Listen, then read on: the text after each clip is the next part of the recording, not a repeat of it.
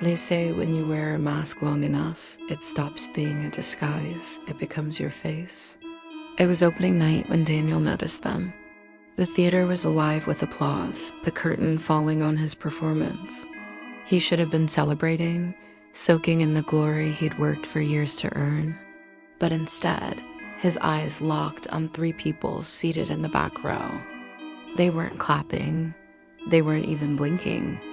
Each of them wore a mask pale, expressionless, with carved black eyes and a mouth too wide, painted in a grin that didn't belong to any human face. For a moment, he thought it was part of the show, a weird costume choice by some eccentric fans. But when he blinked, they were gone, empty seats. Nothing there. The applause roared, but Daniel couldn't shake the cold sweat prickling his skin. He had seen them, and they had seen him. Daniel was 27, a struggling actor who finally caught his break with a lead role in a small but respected New York playhouse. He wasn't famous, not yet, but he could feel the buzz building around him. Critics had called his performance raw and haunting, the kind of praise that could launch a career. The mask collection had come only days before the premiere. He found them in a dusty antique shop tucked between a pawn store and a coffee stand in Queens. The shop itself had no sign, no lights, just a door with fogged glass. Inside, the air smelled of mildew and forgotten wood. He wasn't looking for masks, he only wanted a good luck charm, something unusual, something theatrical. They caught his eye immediately. 6 old masks, each carved with sharp, angular features. The wood was cracked and yellowed, edges chipped like they'd been worn too many times. One had a sharp, hooked nose, another a mouth stretched in a scream, another a strange painted grin that reminded him of carnival clowns. The price tag was absurdly cheap, as if the owner wanted them gone. When Daniel asked, the shopkeeper only smiled and said, "They belonged to actors once. Very convincing, they say. Take them, the stage loves a mask." Daniel had laughed, handed over the cash, and carried the box back to his apartment. He never imagined how heavy they would feel in his hands. The night after opening, he woke drenched in sweat. His dream was vivid, almost too real. He was standing on stage again, wearing one of the masks. The audience was packed, hundreds of faces staring up at him. But as the lights grew brighter, he realized they weren't faces at all. They were all masks, the same as his. And every single one was smiling. He woke gasping, heart hammering in his chest. The clock read 3:14 a.m. His apartment was dark, silent except for the hum of the refrigerator. He tried to shake it off his nerves, opening night jitters, that was all. But then he saw it. Across the room, leaning against the dresser, one of the masks was sitting upright. The painted grin stared directly at him. Daniel froze. He hadn't left it there. He'd locked them all inside the box in his closet. He turned on the light, empty dresser, no mask. His closet door, however, hung slightly open. By the second performance, the feeling had grown worse. He couldn't focus on his lines. His co-stars joked about him losing himself in the role, but they didn't know the half of it. Every time he passed a mirror backstage, his reflection looked wrong. Not wrong in an obvious way. No scars, no sudden aging, but less him, like something had shifted. His eyes too hollow, his mouth set in an expression he wasn't making. And then came the second night's performance. The play went smoothly until the final act. He delivered his monologue with everything he had, voice trembling, body alive with emotion. When the curtain dropped, the applause was thunderous, but in the back row. They were there again, 3 figures, wearing the masks, not moving, not clapping. Just watching, he blinked. Still there, his chest tightened. He stumbled, almost tripping over the curtain rope. When he looked again, they were gone. That night, he drank himself into a stupor just to fall asleep. The whiskey dulled his nerves, but his dreams came harder, sharper. He stood before a mirror, pulling one of the masks over his face. The wood dug into his skin, sharp edges cutting into his cheeks. He tried to pull it off, but it wouldn't budge. His fingernails clawed at it, breaking skin, drawing blood. The mask grew tighter, hotter, as though it was sinking into him. His reflection smiled, but he wasn't smiling. When he woke, his face hurt. He stumbled to the bathroom mirror. His skin was pale, drained. His lips were cracked. His eyes different. Not bloodshot, not tired. Just different. Like someone else's eyes were staring back at him. And on his nightstand, where he never placed it, sat one of the masks. He tried to throw them away the next morning. Every single mask went into a black garbage bag, which he hauled down the block to a dumpster behind a diner. He made sure they were buried under coffee grounds and rotting food. He walked away with a strange relief, like shaking off a nightmare. That night, when he returned from rehearsal, the box was waiting by his apartment door. The same box. The same 6 masks inside. And on top of them, a note scrawled in jagged handwriting. The stage remembers its own. Daniel dropped the box and stumbled back, nearly tripping over the hall carpet. His neighbors opened their doors at the noise, but he could barely explain himself. He muttered something about a prank and dragged the box inside. He thought about calling the police, but what would he say? That some antique masks were haunting him? That someone broke in, stole them from a dumpster, and returned them with a creepy note? No, he couldn't risk it. Not now, not when his career was finally taking off. But as he sat on his couch, staring at the masks lying neatly in the box, he realized something terrifying. One of them looked different. It didn't have the sharp grin or twisted features anymore. It looked like him. Daniel tried to convince himself he was imagining things. Lack of sleep, stress, too much pressure from the role. It had to be his mind playing tricks. But no matter how many times he closed the box, taped it shut, or shoved it into the darkest corner of his closet, he couldn't stop thinking about that last mask, the one that looked like him. And the more he looked, the more convincing it became. At first it was subtle, the shape of the jaw, the angle of the nose. Then it became undeniable. The lines around the mouth were his, the curve of the eyebrows his. Even the faint scar above the lip he'd carried since childhood, it was there. The mask wasn't just resembling him, it was him. During rehearsals, he felt himself slipping. He missed cues, stumbled through lines he'd memorized weeks ago. His director pulled him aside, worried. "You're losing focus, Daniel. You can't let this role consume you." He laughed it off, but inside, terror gnawed at him. Because he wasn't losing himself to the role. He was losing himself to something else. Each night, the audience figures returned. Always the same.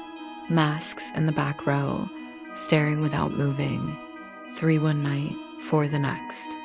By the end of the week, he counted 7. No one else seemed to notice. He even asked his castmate, a sharp-eyed woman named Claire, if she saw anything unusual during the curtain call. She frowned. "Unusual? Like what?" "Like people in masks," he said carefully. She smirked. "Daniel, it's New York. People dress weird. Maybe it's fans doing some creepy cosplay." But her eyes shifted just slightly, like she wasn't telling him the full truth. That night, Daniel avoided sleep as long as he could. He watched television until dawn, every light in his apartment blazing. But eventually, exhaustion dragged him down. The dream came again. He was in the theater, center stage. But this time, the audience wasn't seated.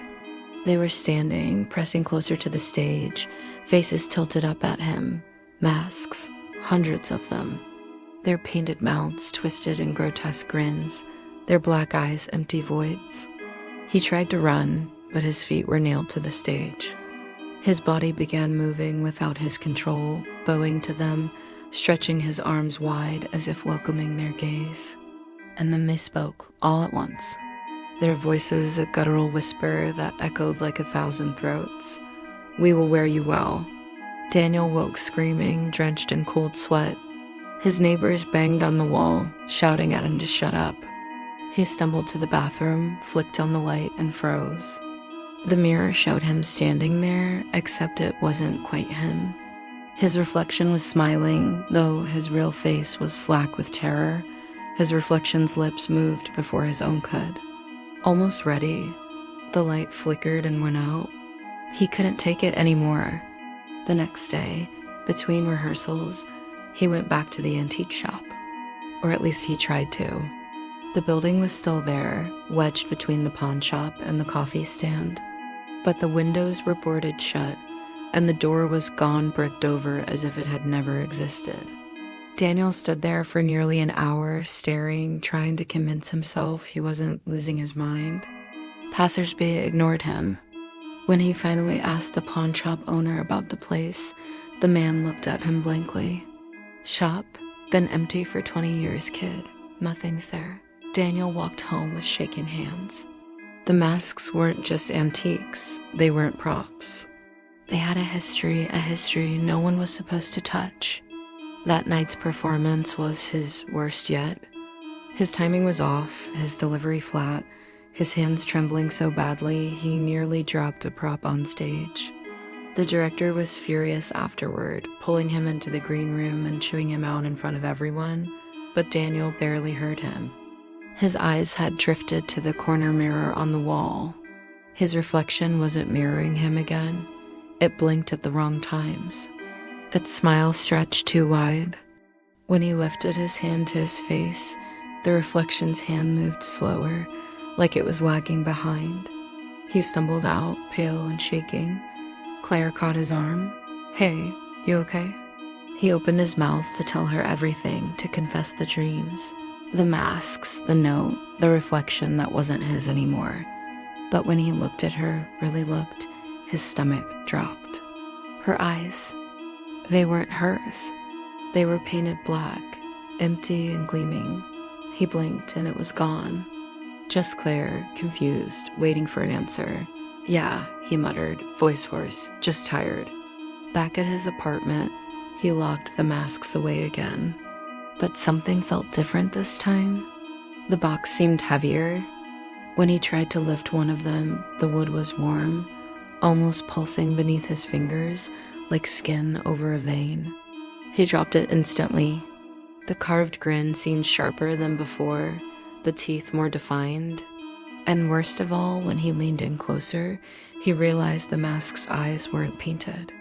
They were real, wet, watching him. Daniel didn't sleep that night. He couldn't.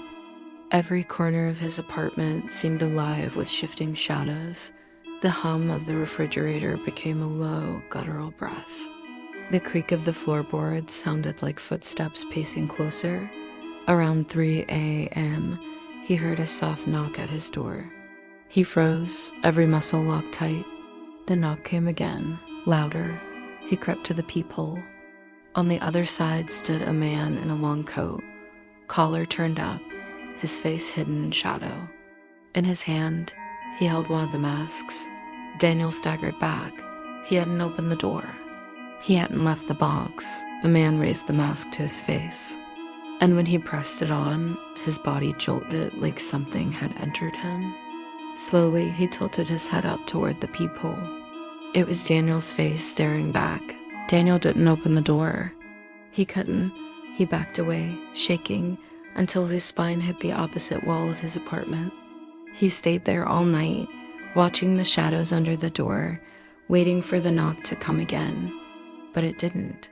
When morning came, sunlight streaming weakly through the blinds, he finally gathered the courage to look. The hallway was empty.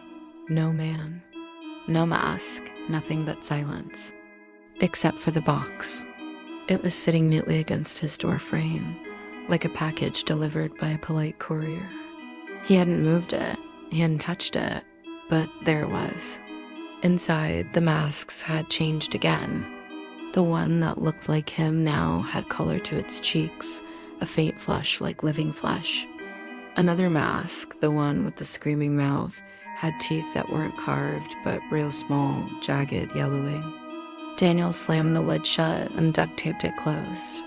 He shoved the box into the deepest corner of his closet, burying it under coats, shoes, anything to block it from sight, but he knew it wasn't enough. That evening, Claire called. "You missed rehearsal," she said. Her voice was sharp, but underneath it, he heard something else concerned, maybe. "Are you okay? You sounded weird last night." "I'm fine," he lied, "just not sleeping well." "You want me to come by?" The offer made his stomach twist. For a moment, he wanted to say yes. He wanted someone else in the apartment, someone to see what he was seeing, to prove he wasn't losing his mind. But the thought of bringing Claire here, of letting her near the masks, no, he couldn't risk it. "No," he said quickly. "I'll be at rehearsal tomorrow." But even as he hung up, he wasn't sure he believed himself. That night, the dreams came harder. He stood on stage, but the theater was empty, silent. The air smelled of mildew and candle wax.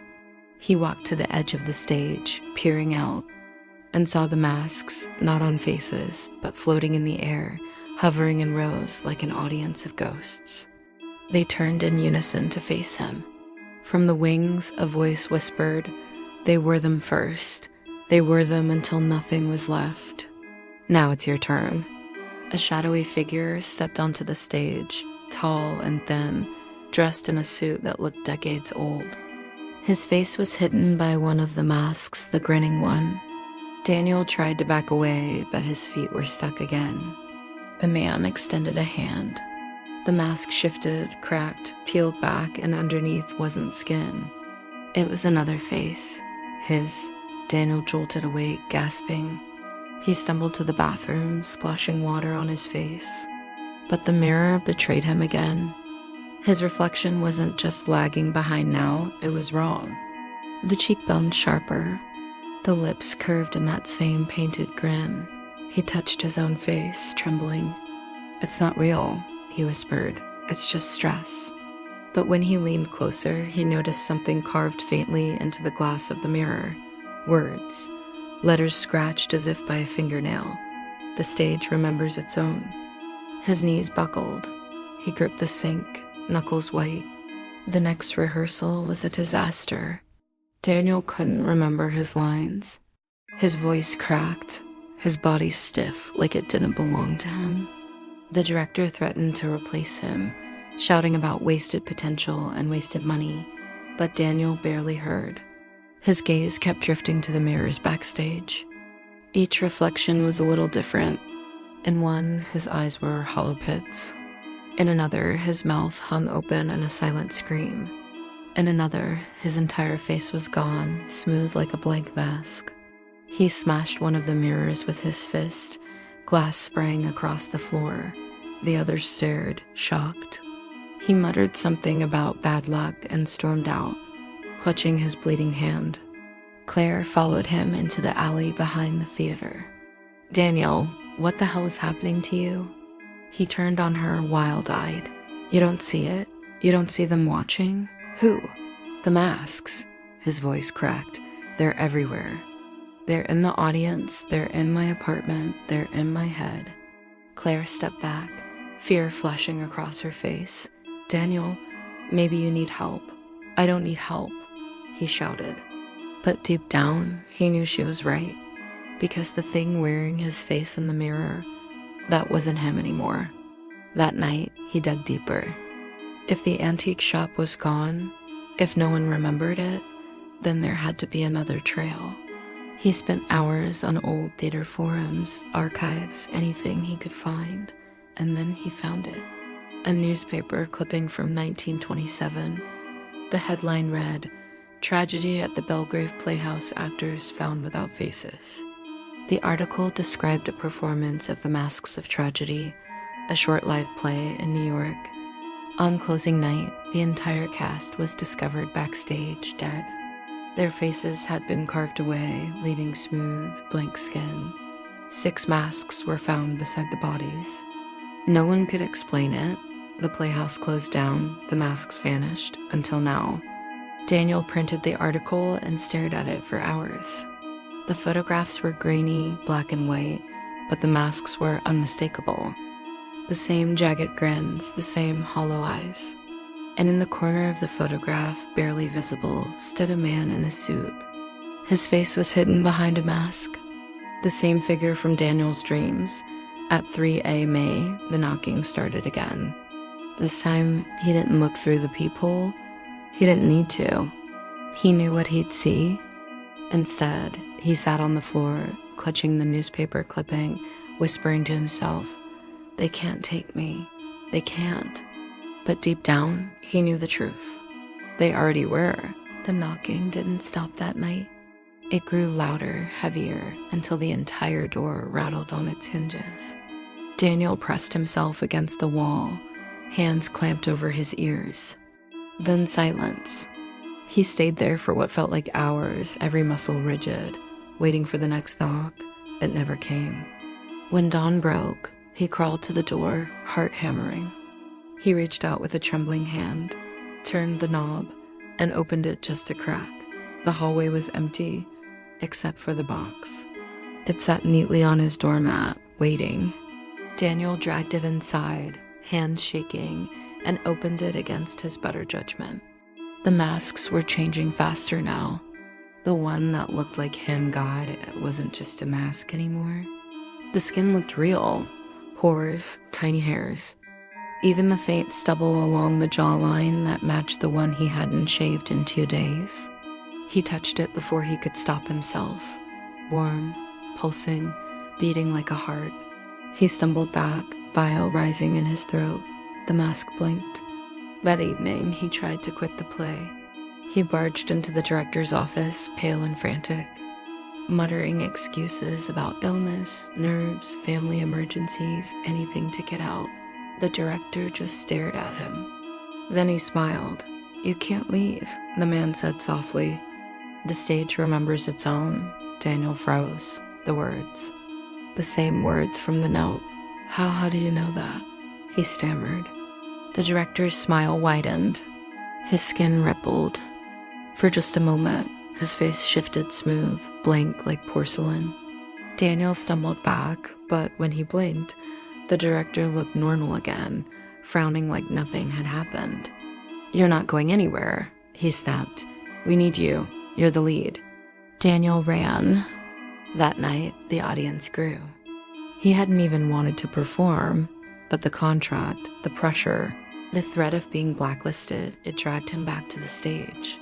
His voice cracked through his lines, his body moved stiffly, but no one seemed to notice. Because the masked audience was growing, not 3, not 7, dozens, entire rows of masks staring, their painted mouths stretching wider, until it looked like the entire theater was grinning at him. When the curtain fell, he refused to bow.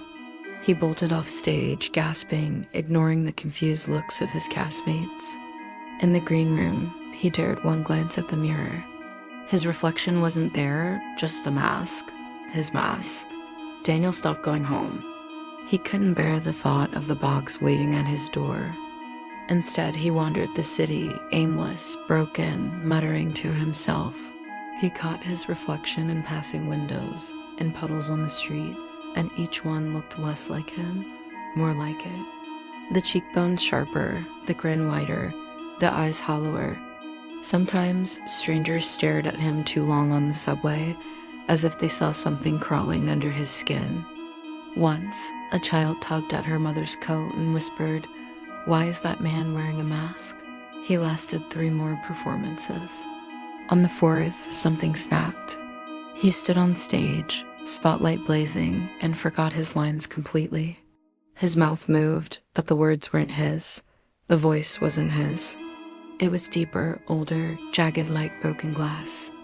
The audience roared with laughter, with applause. Not the real audience, the masks. They were everywhere now, filling the seats, the aisles, the balcony, every corner of the theater, all wearing his face. He dropped to his knees, clutching his head, screaming for it to stop. The curtain fell. And Daniel Harper was gone. They found him backstage, silent, sitting upright in front of a mirror. His castmates called his name, shook him, slapped him across the face. He didn't respond. His face was smooth, blank, no eyes, no nose, no mouth, just skin stretched tight like porcelain. The police were called. The play was shut down. The theater locked. The newspapers reported a tragic breakdown. Actor suffers psychotic break, the headlines read. But the photographs told a different story. Because behind the stretcher, just barely visible in the shadows of the green room mirror, was Daniel's face, smiling. Weeks later, the masks appeared again. An estate auction in Queens listed 6 antique masks, origin unknown. Buyers came from across the city, eager for curiosities, trinkets, unusual props for their own productions. The auctioneer warned they were old, fragile, not to be handled too roughly. But when the box was opened, the room grew cold, the lights flickered. Each mask was perfect, smooth, beautiful, almost alive. One even looked familiar, a young man's face. Strong jaw, tired eyes, lips curved in the faintest of smiles. The tag read simply, Lot 27. And when the gavel struck, the stage remembered its own. The end.